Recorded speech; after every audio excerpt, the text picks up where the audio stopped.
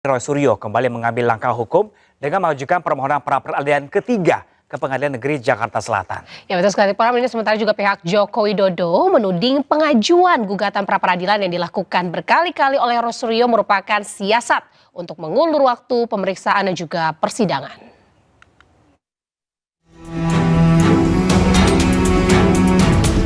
Kasus hukum terkait tudingan ijazah palsu Presiden ke-7 RI Joko Widodo kembali memanas. Di tengah masih bergulirnya pra-peradilan kedua, pakar telematika Roy Suryo kembali mengambil langkah hukum dengan mengajukan permohonan pra-peradilan ketiga ke Pengadilan Negeri Jakarta Selatan. Berbeda dari dua permohonan sebelumnya, kali ini Roy mengajukan gugatan yang berfokus pada tuntutan ganti kerugian terhadap jajaran Polda Metro Jaya dan Kejaksaan Tinggi DKI Jakarta. Kuasa hukum Roy Suryo, Refli Harun pun meyakini hakim akan mengabulkan gugatan ini. Yang kami ajukan untuk yang ketiga ini bukan pasal 35 ya Undang-Undang ITE, tetapi permohonan ganti rugi. Jadi permohonan ganti rugi itu menyusul kemenangan kami di dalam pra-peradilan pertama. Karena pada pra-peradilan pertama sebenarnya ada permohonan rehabilitasi dan ganti rugi kan. Tapi ganti ruginya tidak dibunyikan, rehabilitasi dibunyikan. Tetapi hakim mengatakan itu harus permohonan terpisah. Karena permohonan terpisah ya kami ajukan lagi dan rasanya tidak ada halangan untuk dikabulkan, hanya mungkin dikabulkan berapa besarnya ganti rugi itu kan.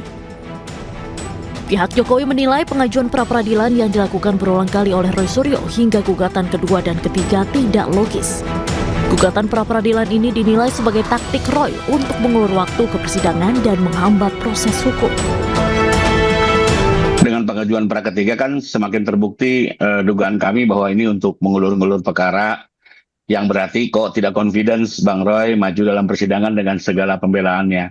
Apalagi kalau tadi disampaikan argumen bahwa terdakwa belum menerima panggilan, sesuai ketentuan KUHP pada saat berkas dilimpahkan oleh jaksa ke pengadilan, tentunya terdakwa atau penasihat hukumnya sudah menerima tembusan salinan pengiriman berkas termasuk dakwaan, yang artinya secara yuridis sudah tahu adanya pelimpahan berkas ke pengadilan, karena itu ketentuan KUHP. Dengan pra-peradilan ketiga yang kini menuntut ganti kerugian, proses hukum terkait kasus dugaan ijazah palsu Joko Widodo kembali menjadi sorotan karena sejumlah gugatan diajukan Roy Suryo secara beruntun terhadap aparat penegak hukum yang menangani perkara tersebut. Dari Jakarta, Tim Liputan iNews melaporkan. Siapa nih? Ya, pemirsa, tidak seperti rekannya Don Rito setelah jadi tersangka dan diperiksa penyidik, ex-Jampitsus Febri Adriansyah masih berkeliaran. Ya, ahli hukum pidana desak penyidik segera menahan Febri karena potensi menghilangkan barang bukti.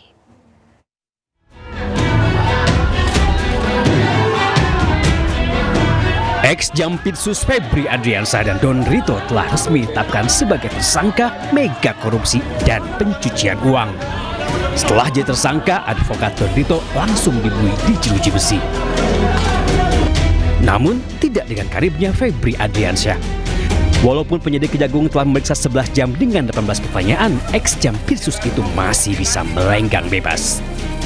Kuasa hukum Febri berdalih keputusan penyidik tidak menahan kliennya sudah tepat. Alasannya, Febri sudah bersikap sangat kooperatif. Tidak ditahan karena memang Anda sudah melihat sendiri. Anak SD pun mengatakan bahwa itu bukan tindak pidana, belum ada bukti. Kami sudah mengajukan permohonan untuk tetap tidak ditahan. Satu, tadi dengan alasan karena beliau ini begitu ditetapkan tersangka mengundurkan diri. Itu artinya kooperatif. Pakar hukum pidana Abdul Fikar Hajar tampaknya tidak sependapat. Menurut Fikar, sebagai mantan Jampitsus, Febri justru harus ditahan karena berpotensi menghilangkan barang bukti. Nah, menurut saya dengan kedudukannya seperti sekarang ini, ya, atau mantan Jampitsus, potensi itu ada gitu. Dia setiap hari bergaulnya dengan perkara. Jadi cara apa yang dia gunakan itu pasti dia udah ngerti gitu. Dan, karena itu menurut saya kekhawatiran dua ini sebenarnya menjadi pertimbangan utama untuk melakukan penahanan. Protes juga disampaikan Handika Hanggowongso. Pengacara Don Rito itu menolak kliennya ditahan dengan alasan tidak ada kaitan dengan kasus yang tengah diselidiki. Dan Polda proses serah terima kami ikuti dengan seksama. alhamdulillah berjalan lancar. Namun yang membuat kami shock, klien kami, Pak Idon, langsung ditahan.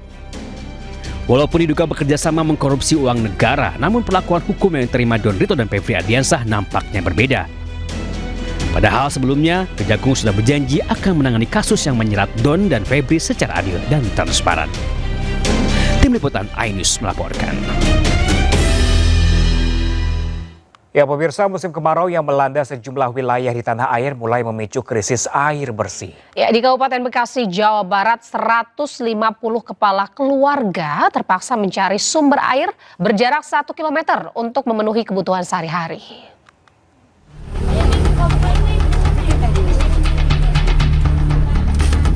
150 kepala keluarga Desa Sukarsari, Kecamatan Serang Baru, Kabupaten Bekasi, Jawa Barat mulai terdampak kekeringan. Warga terpaksa harus membeli air bersih 1.000 liter air dengan harga Rp100.000 untuk kebutuhan sampai 3 hari. Warga menilai kemarau tahun ini lebih parah dibanding tahun sebelumnya. Sudah sekitar 1 bulan, warga mengambil air dari rumah kerabat yang berjarak 1 km karena sumurnya mengering. Ini tiap hari Ibu ngambilin air apa seperti apa sih Bu? Iya, tiap hari. Itu dari rumah jaraknya berapa meter biasanya ngangkutin? Berapa jauh? Kilo lah. Ini kekeringan ini gimana sih Bu? Susah air atau apa gimana? Kalau ya kering karena nggak ada hujan. Dari sumur? Dari sumur kering kalau nggak ada hujan. Jadi sehari-hari gimana nih Bu? Yang ngambil ke saudara. Ya kadang-kadang beli. Sehari? Sementara warga kampung Babakan Sari, Desa Sekarwangi, Cibadak, Kabupaten Sukabumi, karena kekeringan, warga terpaksa menggunakan air kubangan dari resapan air tanah yang ditampung bak penampungan. Dengan ember dan jerigen, warga bergantian mendapatkan air bersih untuk keperluan mandi hingga memasak. Meski debit airnya kecil, penampungan air ini merupakan satu-satunya sumber air yang bisa dimanfaatkan. Sejak 3 bulan, warga terpaksa menggunakan air kubangan karena tidak ada lagi sumber mata air yang bisa diandalkan untuk mencukupi kebutuhan sehari-hari. Belum apa ini Bu? Buat di dapur ya, buat masak-masak, cuci sayur. Berapa lama Bu kekeringan Bu nggak ada air Bu? Mungkin 3 bulan mah udah ada. Ini air ini bersih Bu? Bersih nih. Emang cuma ini yang air bersihnya. Memang setiap hari warga di sini ngambil airnya? Iya. Sampai malam pada antrian. Iya. Jadi Ibu pagi-pagi ngambil air? Iya. Ini bekas orang lain juga mungkin? Iya, bekas orang lain baru. Selain berdampak pada warga, kekeringan juga berdampak pada lahan pertanian, meski ada petani yang tetap memaksa melanjutkan bercocok tanam. Warga berharap adanya bantuan serta langkah cepat dari pemerintah untuk mengatasi dampak kekeringan. Tim Liputan iNews melaporkan.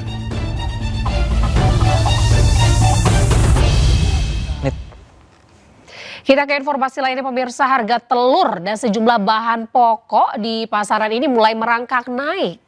Ya pemirsa, ini menurut pedagang, kenaikan harga sembako ini tak lepas dari dimulainya kembali program makan bergizi gratis.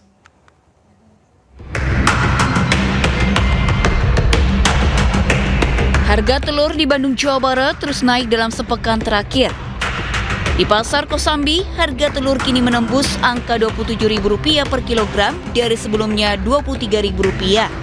Pedagang menyebut kenaikan harga di pasar seiring aktivitas sekolah yang kembali berjalan normal. Pedagang menilai harga telur masih berpotensi naik akibat meningkatnya permintaan, terutama dari program makan bergizi gratis yang kembali berjalan. Sekarang itu ada kenaikan 27.000 per kilo.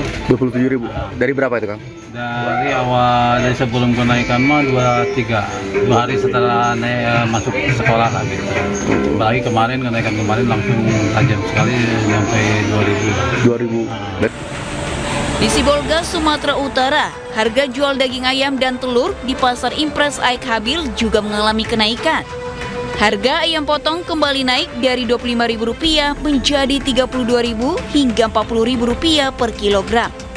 Sedangkan harga telur dari Rp20.000 naik menjadi Rp26.000. Harga daging ayam hari ini terus naik. Sekarang kami menjual sudah di kisaran 32.000 per kilo. Setelah masuk anak sekolah, setelah main MBG, inilah naik semua ayam, bahan-bahan pokok yang lain. Program MBG dinilai menjadi pemicu kenaikan sejumlah harga bahan pokok di pasaran, sehingga memulihkan omzet para pedagang. Dari Bandung, Jawa Barat dan Sibolga, Sumatera Utara, Tim Liputan iNews melaporkan. Pemirsa, hingga kini antre bahan bakar solar masih terjadi di sejumlah daerah. Ya, salah satunya pemirsa di Manado, Sulawesi Utara, pemilik kendaraan bahkan rela antri selama berjam-jam demi mendapatkan BBM.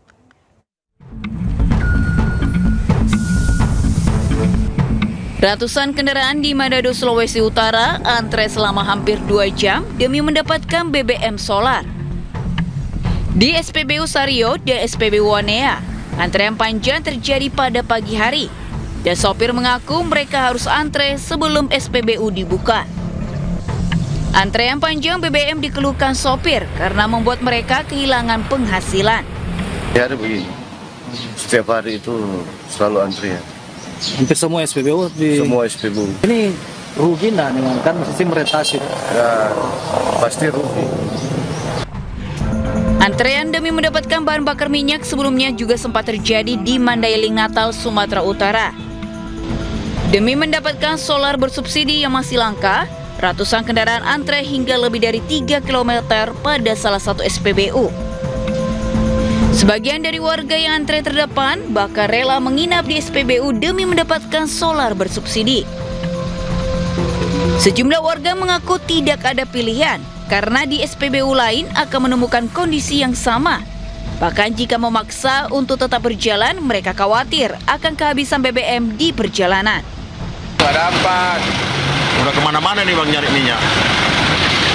Waktu kita lah. Waktu ya. Tunggu 1 jam, 2 jam. Kelangkaan solar ini terjadi hampir 1 bulan.